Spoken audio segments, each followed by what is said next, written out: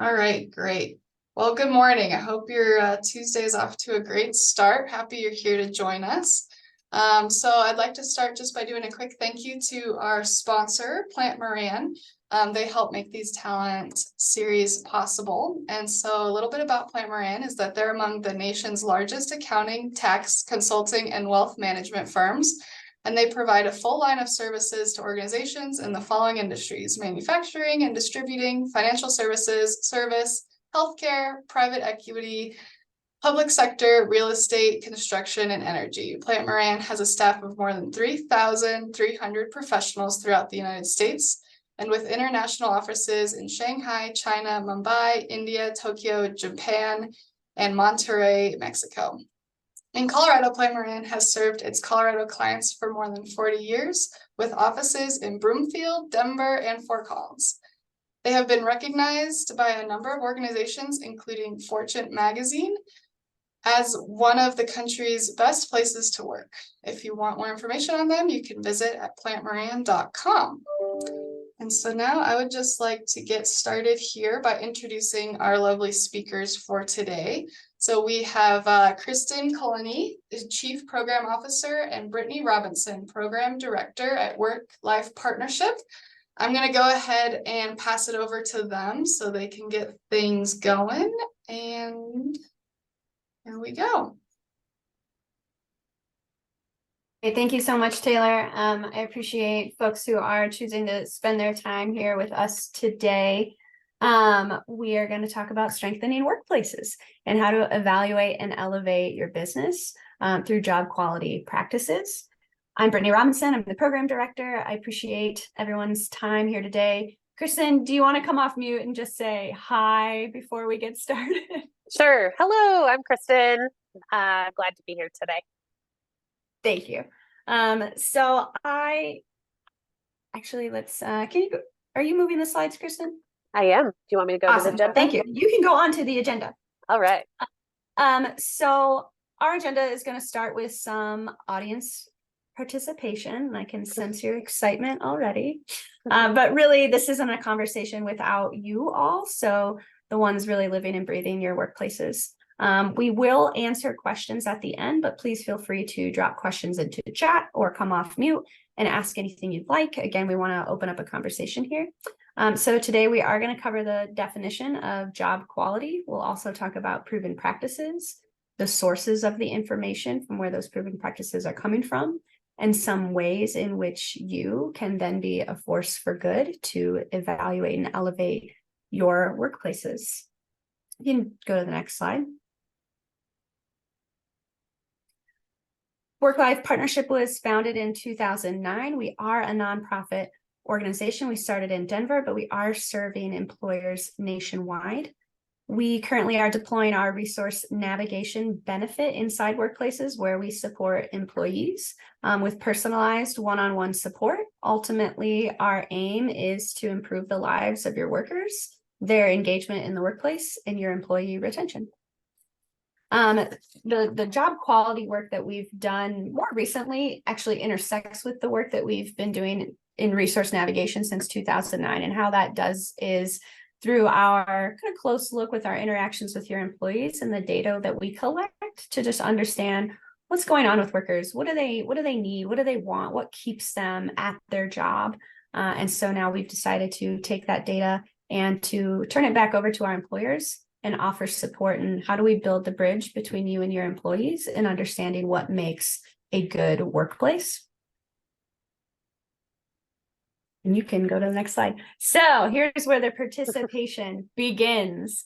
Everyone's had a bad job, I imagine, or at least if the job itself wasn't all bad, there was probably an aspect of it that was not great. So if you think about what was the worst job that you ever had, what made that job bad? And feel free to come off mute and share that, or you can also drop in the chat what made that job bad.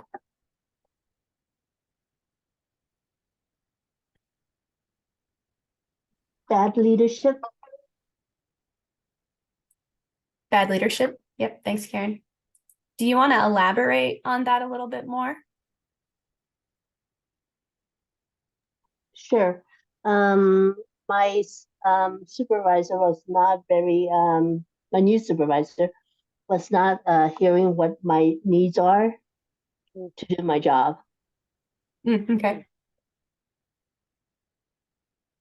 Great. Karen is our one of our only participants live with us today. So Karen, sorry that all of our questions are going to fall on you. But Stephanie, I know you're with us. Do you want to tell us something that Matt made a job not great for you? Yeah, absolutely. I would say lack of communication. Yep, fair. Thank you. Awesome. So keeping that in mind, I'm gonna take over. Britt, thanks for the introduction and leading us through the agenda and who WorkLife is. But what we want to focus on is not the bad jobs, right? We want to focus on what makes a job good. So Karen and Stephanie, we're going back to you. Think about the best job you've ever had. And we won't share with your current employer if it is not your current employer. That is okay. No employer names needed. But what made that job good? So let's talk about that. So come off mute, or if you would rather put it in the chat, feel free to do that. Diversity. Diversity. You want to explain what that means to you? Like, what does that look like? How does that show up at work? I think it shows representation of people of all kinds. Yeah, great. Diversity of thought, diversity of culture, diversity of ability. That's huge. Thank you for sharing. Stephanie, what about you? What's made a job good or the best? Well, this job is the best. And I think what has made it great is feeling like I'm a part of the team would be huge, and really believing in what we do, as well as, like I said, from the not so great job, just communication and direction have been great as well. Awesome. Yeah, communication, feeling like you're connected or part of a bigger mission, team, culture. Awesome. Stephanie, thanks for sharing with that. So we want to talk a little bit today about what is job quality. There's a lot of hype around job quality. I think probably the term is probably used a lot in workforce development. And we want to make sure that people kind of get an overall gist of what this looks like.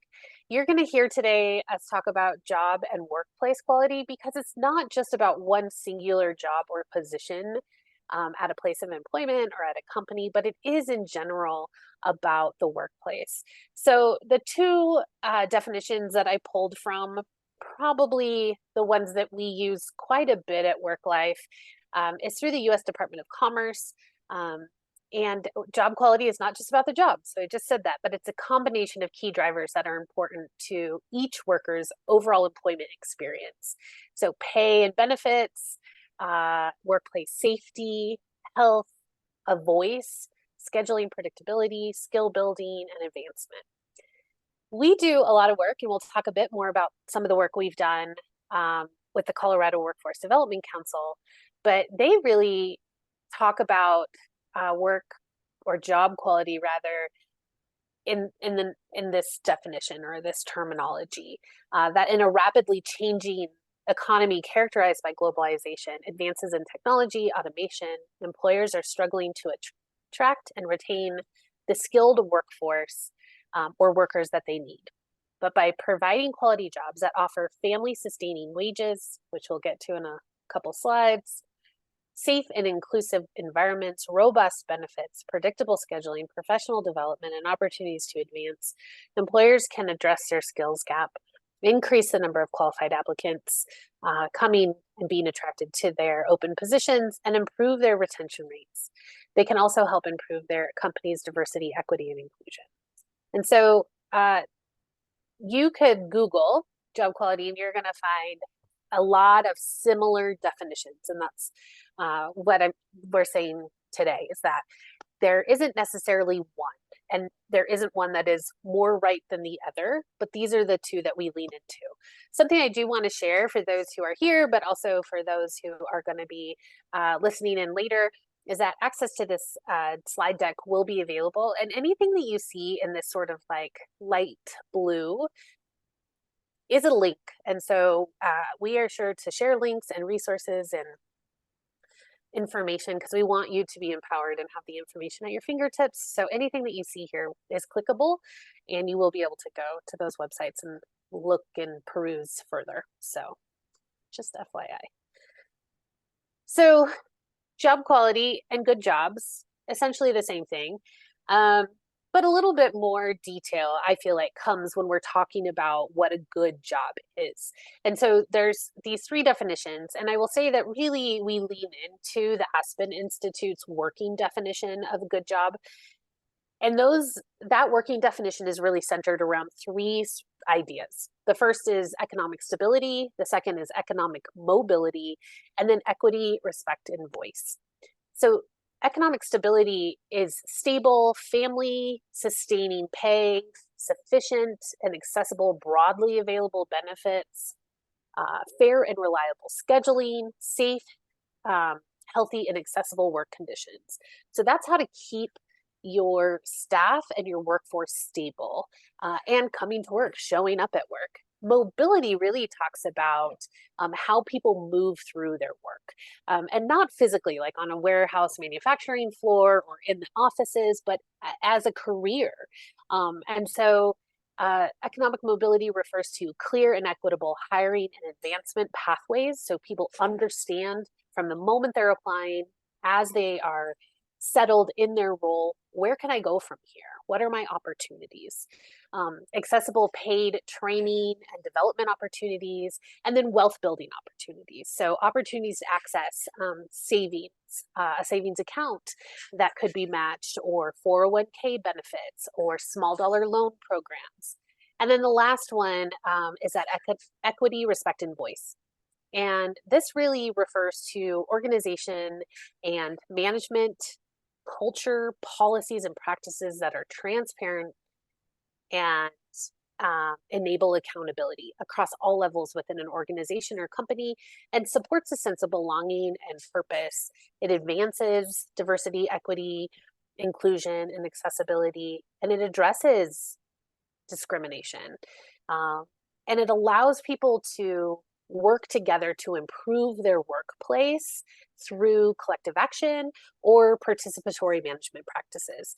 So when we're thinking at WorkLife about good jobs, job quality, we really lean into those three pillars: economic stability, economic mobility, equity, respect, and voice. So lots of research, especially I would say since 2020, since the beginning of, or I would say probably the middle of the pandemic, when we realized, oh, things are changing. We're not going back to the way things have been. So we do reference Gallup quite a bit. Again, linkable, so you can see this, but Gallup did a study pre-COVID, so in early 2019, before we knew COVID-19 was a thing. And then towards late 2020, they did some comparative analysis between what was important to workers in space in 2019, and did it stay the same? Did it decrease or increase in 2020? And what they found is that anything that was important in 2020, as we could imagine, in 2019, is even more important. So now it's extremely important. It's of high importance to individuals and to workforces. So, and those are things like stable, predictable hours are really important. Employee benefits, levels of pay, the health and safety of your work environment, also a sense of belonging, enjoying your day-to-day work. And I think about this a lot, how I need to be able to enjoy my day-to-day work, because if not, the rest doesn't really fall into place for me personally. So that was interesting. I think we could have probably guessed that. Looking back, we could probably say, oh, of course, that is true. But it's important to, cite the research, understand the research. And then in 2023, this year, Pew Research Center did some research, and their key findings, again, you can find the full research brief here at this link, is that workers in general, a lot of their sentiment around work depends on age. And that sounds right. You think to yourself, of course, right? So people in their 20s and 30s think very differently about work and their sentiment towards work and what they're looking for in work compared to maybe those in their late 50s, 60s, and even early 70s for people who are still working in their 70s. Some of the things that really highlighted, and again, as we saw what was transpiring in 2020, Black workers are the most likely to have been discriminated against in workplaces because of race or ethnicity. We also know that lower income workers are less likely to have access to employer-sponsored benefits and also more likely to need it. So just thinking about some of that research, the 4 briefs that you see at the bottom, those 4 little images, are actually all research that has come out of mostly FSG, which is a consulting group. WorkLife works with a job quality expert, Nicole Trimble. She was instrumental in these 4 different research findings. So again, clickable, more information on how to attract, retain, and inspire your entry-level staff, how to advance frontline workers of color, talking about women on the front lines, and then also equity, diversity, inclusion, and how to incorporate that into your workforce. So what a lot of you are probably thinking, being part of a chamber, is great. So what's the return on investment? And so it's important to know there is a return on investment and it requires investment. So a couple or a few key reasons why investing in job quality is advantageous for businesses. Enhance employee satisfaction and retention, increase productivity, you attract talent, you lower your recruitment costs or your turnover costs, innovation and creativity increases, and your customer satisfaction increases. So a couple things I want to highlight about those. That's just a few. There's other lists that you can go through to see. I encourage you at the end of this presentation, you're going to see some resources. The Good Jobs Institute actually has some case studies. One I really like is a Pacific Northwest pet store that's become a chain, and the CEO talks about what they thought they were getting into and what the benefit has been to their business, both to their employees and to their bottom line, their profits. But something to think about is that according to Gallup's research in 2021, companies with highly engaged workforces outperform their peers by 147% in earnings per share. That's huge, right? That right there is a return on your investment for investing in your workforce, getting them to be highly engaged. Something to think about turnover too is that the Work Institute's 2020 retention report estimates that the average cost to replace an employee is roughly 33% of that employee's salary. So even if you hire someone and within 90 days they leave, or they leave, whatever their base pay was, you've lost 33%. Even if you didn't pay them 33%, the investment of getting them on board, hiring them, getting them trained, getting them up to speed, 33% of their pay. So you think about, $100,000 employee, you're paying them, or you're losing $33,000 from the get-go if you lose them. Engaged employees, which are often a result of improved job quality, are 21% more productive. Again, Gallup research. And then research by the Harvard Business Review has shown a direct link between employee job satisfaction and customer satisfaction.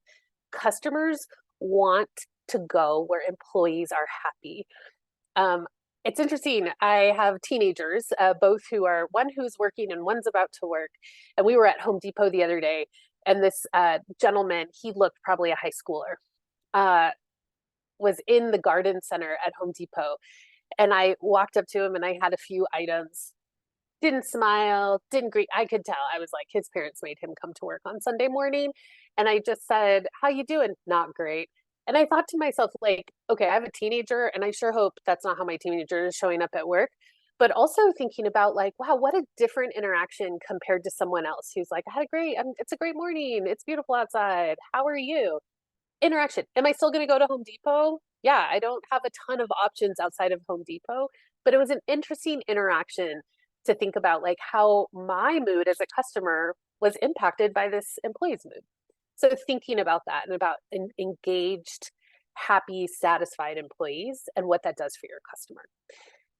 The jobs, Good Jobs Institute, I'll reference them quite a bit. They're pretty innovative, great information on their website, but they actually have a calculator for you to calculate the value of good jobs. And so you can go in there and you can actually plug and play some of your numbers to see what does this look like and what am I going to have to invest and what will my return be. And then I just love to provide lots of information. So some recent readings out of Time and then the Center for American Progress. Good jobs are good for business. And then the business case for good jobs, both easy reads, but just something to think about, and mainstream articles. So it's not like deep research like Pew or Gallup, but what's happening like in America right now with our workforce. And then the case studies I was talking about. Good Jobs has 3 that they highlight. The US Department of Commerce actually has quite a few and at different industries. So if you're curious about your industry and is there something happening, what has been done, what has been the ROI on that, I would check out that US Department of Commerce and their case studies. They have quite a few. All right, before we get going, I just want to make sure I'm not missing anything in the chat. Doesn't look like it. Awesome. We'll keep plugging along. And as Brittany mentioned, feel free to pause or jump off mute. So I'm happy to answer questions or listen to insights as we go. It doesn't just have to be the Kristen show. So work-life recent learnings. I think it's pretty interesting, some stuff that we have learned. We recently, I would say last year about this time and into early 2023, we received funding from the Colorado Workforce Development Council, who's doing some deep work throughout the state in job quality. They provided us funding to work and do facilitated job and workplace quality assessments with different employers. So in early 2023, myself and our job quality expert, Nicole Trimble, and Brittany, who was on earlier, came along, and we met with 4 different employers throughout the state in 4 different industries. And it just happened that way, but it was really great to be able to see how job and workplace quality shows up in different industries and how some of the impacts are still the same, right? We're still people after all, and we still have a desire to be connected to a mission, to be cared about in the workplace, and to feel like we're heard, right? So the industries that we connected with were food manufacturing, hospitality, and that was specifically in mountain resort towns, and then long-term care facility, and then a nonprofit. And here's what we learned. All employers were doing great work in some of the best practice areas. No one was starting from scratch. And I think for a couple of these employers, they were like, oh, wait, we're doing better than we thought we were. And I think that was great. Like, part of our assessment allows you to celebrate your strengths, and that's what we want. And knowing your strengths allows you to put together marketing that showcases to not only your customers, but to future employees, like why you want to be part of our company or why you want to come work for us. We started to notice, and this really kind of surfaced with 2 employers, where they were anxious to respond to employee engagement surveys and were seeking meaningful ways to tie what they're hearing from the surveys to job quality best practices. And so I worked with one of them in particular on mapping what they were hearing, where their priorities were to the best practices that we work from. And we work from, it's about a set of 70 best practices. What was interesting is that these 2 employers just felt like debilitated with the results, right? Assessments are hard, or engagement surveys are hard. If you are asking anonymously, if you are asking for feedback from your employees and your staff, you're going to hear it. And it also depends on the size. If you're a smaller employer, people aren't going to be as transparent because they can, even if you're anonymous, you might be able to understand or hear tone or understand like, oh, so and so dealt with that. That's who wrote that, right?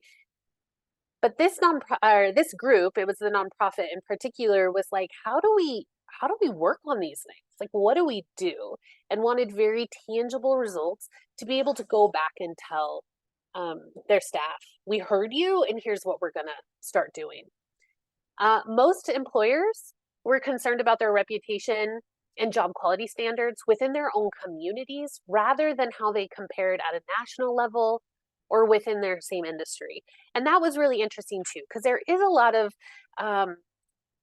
benchmarking that people want to do, or like, how is this hotel doing better than that hotel? Or in the Rocky Mountains, if we have these hotels, how are they comparing to Canadian Rockies and the hotels up there? And the hotel that we worked with was like, we don't actually care. We want to know why people want to work with us. We want to know how to keep our own staff.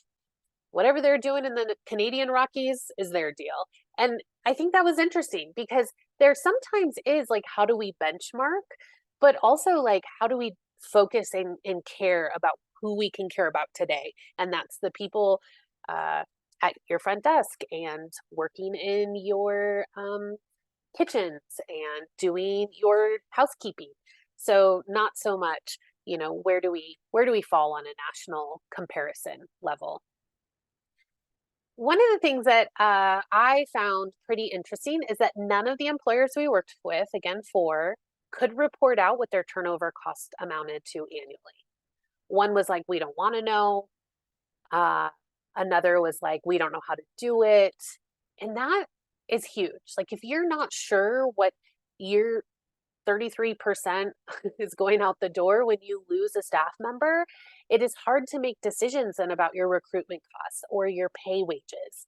So that was something that we found really interesting, and also supported those employers with getting them turnover calculators so that they could start to do the math and understand, where they might have room for improvement as far as retention goes.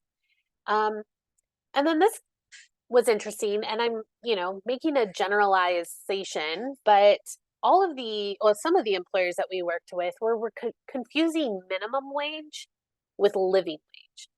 And what we know is that Colorado is actually very progressive when it comes to work, one of the most progressive states. Our minimum wage currently at the state level is $13.65. Federal minimum wage is still in the $7. Can you imagine? We know that you can't live on $7 an hour. Even if you're working 2 40-hour jobs, you can't live on $13 an hour.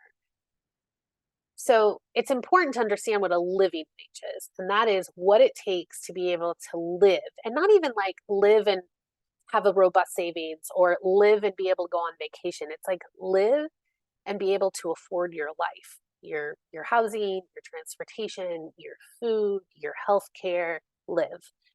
So linkable right there is the calculator for Larimer County. That's where I was making the assumption that a lot of our employers listening in or reviewing this recording would be from. But for one adult with no children, a livable wage is $19.13. And I will tell you, my 17-year-old makes just about that. Not in Larimer County. He is actually in Boulder County, works at a climbing gym. And he, as Brittany and I were talking, got very excited over the summer when he was working more and had quite a bit of money, and was like, oh, I can look at all the things I could do. And I asked him, can you just look at housing? What would it cost to rent a 1-bedroom apartment in Boulder County? And he quickly was like, oh no, like, right. It is hard. So even at $19.13, that is still hard, but it's considered a livable wage. And then if you're one adult and one child, look how it jumps up. The minute you add a child to something, you need more money to be able to afford more food, childcare, etc. One of the most important things, and I'm sure you all know this, but cross-functional, cross-department conversations are a must. So when we do assessments, we require that people from all levels of the organization or company come together It's not the whole group, right? So we usually have anywhere between 10 to 15 people in a room. People who are closest to the work, closest to the customer, and those at the top, CEOs, decision makers. It is impossible for one level or group of employees to represent the whole. There is no way that people in the C-suite can understand and represent people who are your entry-level professionals or your low-wage workers. It is important to have their voice in the room. All right. I am going to plug along. So I want to be mindful of time, and we will probably have plenty of time for a couple questions, or any questions really. We have a small group with us today at the end. But let's get to the meat of why we're here. Like, how do you evaluate your job and workplace quality? What are some ideas? What are you doing? Some of these you probably are already doing, but you can conduct anonymous employee engagement surveys. These can be really robust. They can be really expensive. You can use fancy software, or you can use a Google form, right? There's ways to do it that make it affordable for your company, but you should be gathering this information. And you should be asking questions about job quality in those surveys. That was what I found interesting about the groups that we worked with, is that they were asking questions, but some of it, it's like, wow, we asked X and we didn't get an answer to X. We got a whole onion of other things. And I was like, right, so what's the underlying root cause of what's going on here? And I think that's it. If you're going to do employee engagement surveys, make sure that you have a team who can look at the results, who can ask questions, who can dissect. And it doesn't have to be a team. It doesn't have to be 14 people. It could be 2 people. It could be HR and then someone who is familiar with the work of like the entry-level professionals at your company. But in order to understand what's happening, you need to conduct employee engagement surveys. Something that we do a lot and we believe 100% in at WorkLife is that you listen to workers' voices. So that looks like those who, again, entry level, low wage workers, baseline, boots on the ground. I used to work in food security and food banking for a long time. And it was like those closest to service, right? Those closest to people packing the boxes, distributing the food to our guests at the different centers. Listen to those voices. What are they saying? What are they saying about their schedule, how they're treated, how their benefits? What are they? And the way you do that is one-on-one meetings, focus groups. I will say it can be nerve-wracking for some of these individuals to do one-on-one meetings if they've never done them, if you've never had that culture before. So really understanding. Also, sometimes it requires an outside organization or an outside consultant to come and do that, so they feel that they can be honest and without hurting feelings. I used to manage a very large staff in Southern Arizona, and I would always say, I'm an open book, I'm an open door, come chat, come tell me what you need. And I had probably 2 out of those 40 who would call me out on things that weren't going well, tell me when my attitude was bad, and they were brave. And I thought, well, why isn't anyone else doing it? Because it takes a lot. And for some people, it's not worth the energy. And so what I learned the most was when we did employee engagement surveys, or we did focus groups where I was out of it. And they could just speak candidly about my leadership style, about what was happening, in their centers, how, I was supportive or not supportive. So listen to your workers.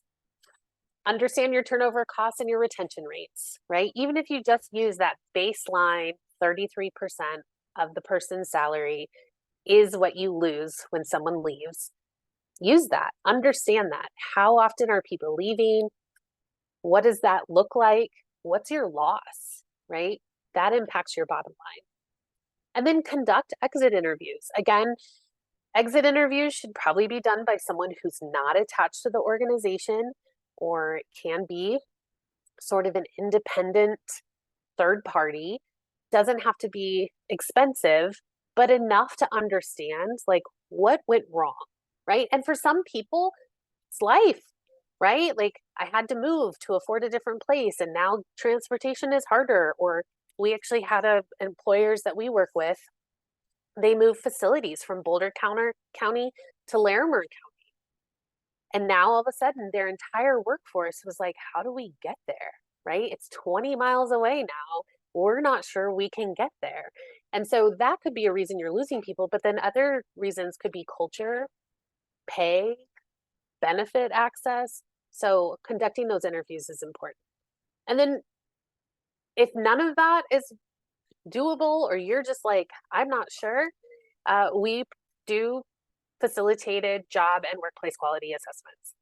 Happy to chat more with you about that if that's something that interests you. But just thinking about, like, where do you start? How do you start evaluating and seeing where to go next? So more importantly, how do you elevate it, right? How do you start? And I think this is where I'm really excited to talk, because we work with employees directly. So Brittany oversees a team of navigators. Those navigators work one-on-one with employees throughout the nation, throughout different employers, and we start to see trends, right? We start to see what matters most to employees, what matters because it's either accessible and they can get it from their employer, or not accessible, and so our navigators are helping them figure it out. Of our 75 best practices, I asked the navigators to go through those, and we have 11 navigators on staff right now. I asked them to go through and rate, of the best practices, what is the most important for job and workplace quality as it applies to employee attraction, retention, and overall well-being. And these 5 were the top that they rated. And I thought this was really interesting. So again, we've worked with over 12,000 employees since we started in 2009. Regularly, weekly, we're hearing about what's happening. Our nonprofits survived COVID, like a lot of your companies did as well. And so has it shifted a bit? It has. But these are the ones that ring true. So the first, offer an affordable healthcare insurance plan with company payments of 80% of individual and family coverage premium. That can be really hard if you're a small business. What does that look like? Compensation above industry average, and/or all employees have an opportunity to earn a living wage. So we talked about that, living wages. What does that look like? How do you do that? What is the living wage for your area or your county? The big thing is, like, what does it take for an employee to cover their basic needs in the metropolitan or county in which your organization operates? Can't really help when someone decides to live in Aspen but work in Fort Collins, right? Like, gosh, can't pay Aspen living wages, but we can pay Fort Collins or Larimer County wages. Provide wealth building benefits. So this is huge. So 401k, employee stock options, match savings account. I think the savings account piece is one of the biggest ones, because what we're seeing right now is people at an unprecedented rate are taking loans out, and not even loans, actually, let me rephrase that, are just taking out of the 401k. They're not even borrowing against themselves because they need that to live. And then they're taxed on it. So how can employers help with wealth building? By offering 401ks, but then also, emergency savings fund or rainy day funds. We actually work with a group called Sunny Day Fund, and WorkLife staff can contribute. It's accessible to them whenever they want. And then WorkLife as a company contributes a bit and helps to, I wouldn't say it's a full match, but there's a percentage match. What's nice is, like, I can go into my account anytime and it's transferred to me. It's not an ordeal or a tax penalty like a 401k. Offer paid and sick vacation leave. Pretty basic, but also really impactful. I was surprised to learn again that my 17-year-old gets sick leave. So a couple weeks ago, he wasn't feeling great. School had started. I thought, uh-oh, he has the school cred. And he called out sick, and I was like, oh, okay. And he's like, oh, but I have sick leave. And I was like, oh my gosh, I don't think I thought about sick leave or even knew I had access to it until I started as a professional post-college. And the last one, which is become sort of a hot topic and something that Stephanie, who's on the call today, and I learned a lot about is open hiring practices, or removing questions about criminal history from hiring. If you have to conduct a background check, and we know that is to be true for schools and long-term care facilities, that you only do it after an offer has been extended, and that you only consider convictions within recent history that may directly impact job responsibilities. And I'll share a story really quickly just about my brother-in-law. He is a lovely gentleman, a skilled tradesman, helps to run a Girl Scout facility in Arizona, super smart, really handy, got a felony for skateboarding, which is interesting, right? I'm thinking to myself, like, how do you get a felony for skateboarding? Well, you can. And he did it when he was 18, 19 years old, and it has stayed with him, and he has lost jobs because of it. And he says to himself and to us, like, I was skateboarding, right? It wasn't aggravated assault. It was skateboarding. It was a stupid issue, right? And even so, he's now 40, and he did it when he was 18 or 19 years old. And so really thinking about, like, does criminal history matter? As I mentioned, Stephanie and I recently had a conversation with the Body Shop, which is a national organization that has mall retail locations. They're like one of my favorites from the 90s, hand lotions and perfumes and, you know, all the good stuff that you probably smell when you're walking through the mall. They have retail locations and then warehouses. And they, a couple years ago, piloted open hiring, and they asked 3 questions for their warehouses. Are you eligible to work in the US? Can you lift 50 pounds? Can you stand for 8 hours? Warehouse workers. That was it. They instantly attracted more candidate pools, or candidates to their pool of applicants, and their retention actually increased, and as did their productivity within their warehouse. They piloted this for 18 months, rolled it out to retail locations, and found similar results. Interestingly enough, they ask an additional question at hiring for individuals directly facing with customers, and that's, why do you want to interact with customers? Why do you want to be in, you know, a retail space? Nothing about criminal history, nothing about what did you do when you made poor choices 3 years ago. So really important to sort of think about. Karen, I see your hand up.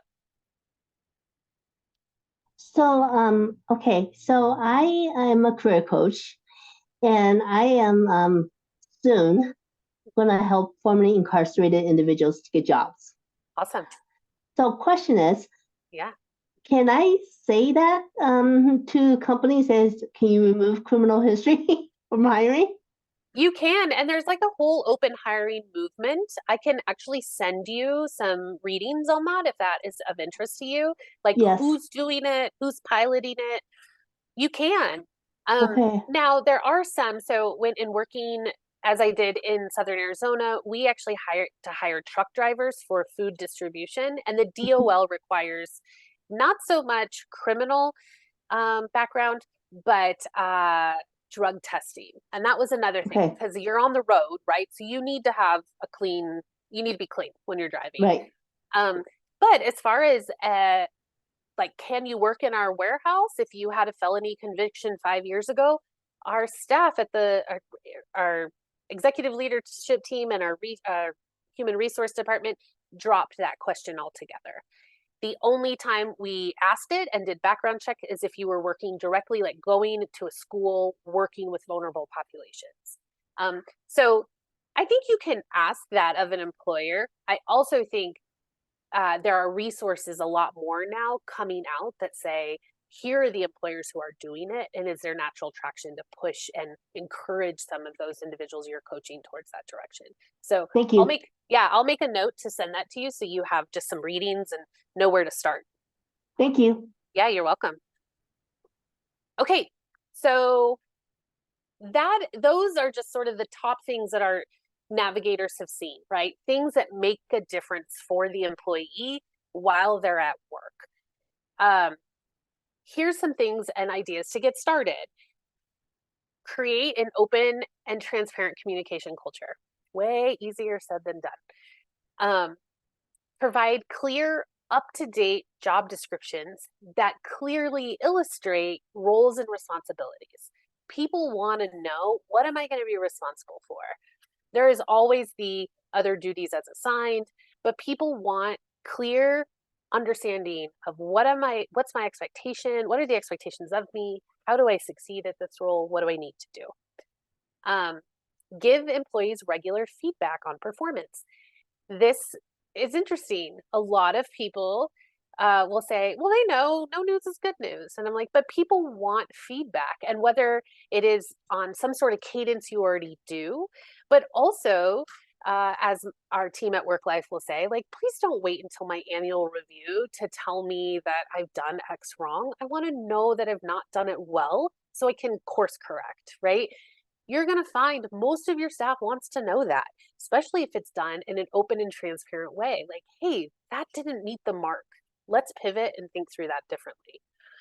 Offer training and development opportunities that help employees enhance their skills and advance their careers. Again, for a small business, that can be difficult, but it doesn't have to be necessarily on your dime. A trained employee is always going to benefit any company versus an untrained employee, or an upskilled employee is always going to benefit a company. Even if they take that upskill and go somewhere else or move to a different department, you want your staff and your employees to be enhancing, thinking through new processes, because in that upskilling, they're going to start to think through, they're going to have some clarity around innovations and creativities that they can apply back to your own business. This is a big one. And when people hear this, they start to review your compensation structure, research living wages, and understand the benefits cliff. If you've not heard this terminology, Brittany actually found a great video short that explains the benefits cliff. But for some of your entry level, boots on the ground, low wage workers, the minute you start increasing their pay, they lose benefits that actually help them sustain their lives. And so what does that look like? That looks like you can't just give $1 or $2 in this increase. You may have to really bump it so that when they lose vouchers for childcare, they can now afford to cover childcare effectively and still live, a sustaining lifestyle. The benefits cliff is real. We actually had one of the groups that we worked with in our 4 facilitated assessments. There was a manager, and she actually came forward during our cross-functional conversation. And someone said, I know we're a nonprofit, but I don't think anyone really here is on public benefits. And she raised her hand and said, the last time I was offered an annual increase, I declined it because then I couldn't afford childcare, which then actually impacted if I had taken it some of the SNAP or food stamp, as we used to know them by, benefits. And it was like, people were like, you're a man, like their eyes open. They're like, what? And I was really proud of her for saying that, because they wouldn't have known, right? The executives in that group, managers wouldn't have known. She was a single mom. She is a single mom. So she's like, I can't take that small increase because it really messes up how I afford the rest of my life. So if you don't know about the benefits cliff, please research it. Please understand there's a lot of great readings on it. And actually there's some legislation coming through. Colorado is one of them that talks about the benefits cliff and how to offset that. Recognize and appreciate employees for their contributions and achievements, and celebrate milestones. I was just talking to Brittany the other day. We were celebrating, sounds silly, but like an answered call rate. And I was like, oh my God, I'm so excited. Like, let's tell our team. That's really exciting. It doesn't have to be formal. It just like send something out that says, we're proud of you, or we are thankful for your contributions, or look what you've done. Some people are like, yeah, but you can't do it for one and not the other. You want to be mindful, right? When you're doing this, so that you're not overpraising some people. You also want to acknowledge where the work and drive is coming from, right?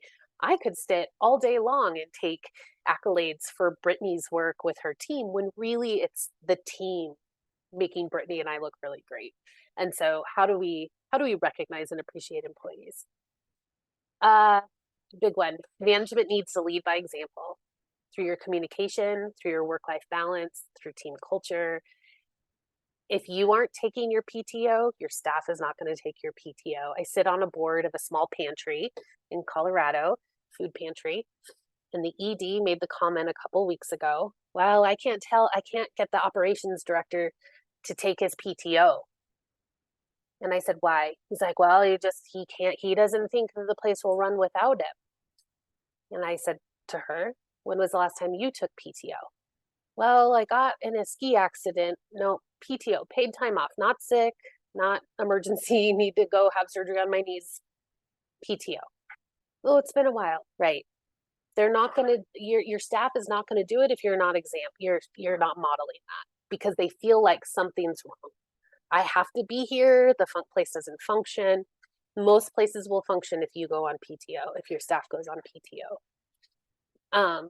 And then keep up with industry trends, best practices related to job quality and employee well-being.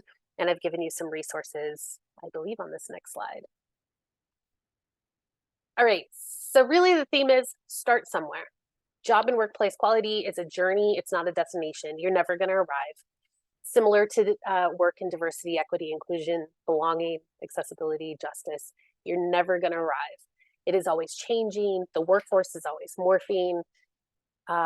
New generations are coming up that have access and abilities to different things. So you might be farther along in your journey than you know. So celebrate your wins. Sometimes that's where the facilitated assessment helps. It's like, oh my gosh, I had no idea we were doing all these things. Or I didn't know we were doing them so well. Start with listening. Again, listen to your workers and learning. And then start small. Some best practices are going to cost your company money, but you don't have to start there, right? I'm not saying start by giving everyone a 25% compensation raise. What I'm saying is start small. Where are places that are like low financial investment, but high return? Working on that communication culture, working on hearing what employees have to say and implementing them. Continuous improvement, feedback to your employees saying, we heard what you said in this engagement survey, we are implementing this, or we need ideas. You said that this is not working. Do you have ideas on how to make it work? And then quite a bit of resources, Good Jobs Institute, a lot of them, stuff from the Aspen Institute, the National Fund for Workforce Solutions, Work Institute, some nonprofits, some for-profits, all have great access. MIT is on there. They have a great Good Jobs initiative. So, read, learn, ask questions. And then finally, we're a resource. If we can help you, please reach out. Let us know how we can support you. I have to cough. I'm going to mute myself really quick.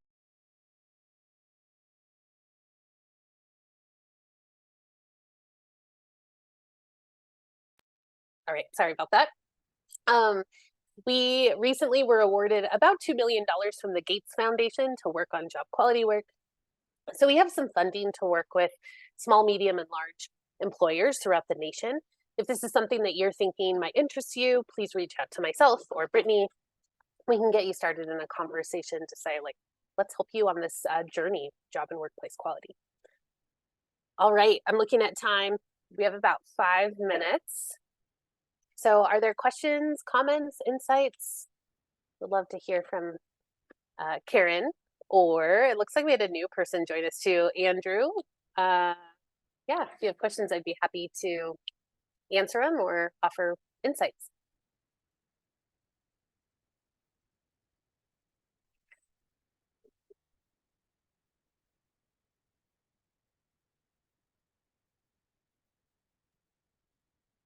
All right. If there are no questions, awesome. I'm going to just say thank you from myself and Brittany. Stephanie was with us here today as well, and she works with WorkLife. Again, if you have questions or you're curious about any of this or need ideas, we want to support you. We are closest. I think that's what makes us really unique. We are closest to the employees. Our staff hears what a lot of times employers don't get to hear or see, nor do they really need to, but allows us to have insights to work on these job quality initiatives with employers, because we can take this information back to them and share where there's some issues within your organization and why are your employees struggling. So I'm going to end on that and just thank you for your time. Taylor, I don't know if I turn it back over to you or how that works. So I'm going to stop sharing my screen now. Yeah, I just wanted to say thank you so much, Kristen and Brittany, for sharing with us. Got a lot of great points in there, and so this was really helpful and insightful. So for everybody, this recording will be posted on our website along with the slides. So all those links and resources, please make sure you go check them out.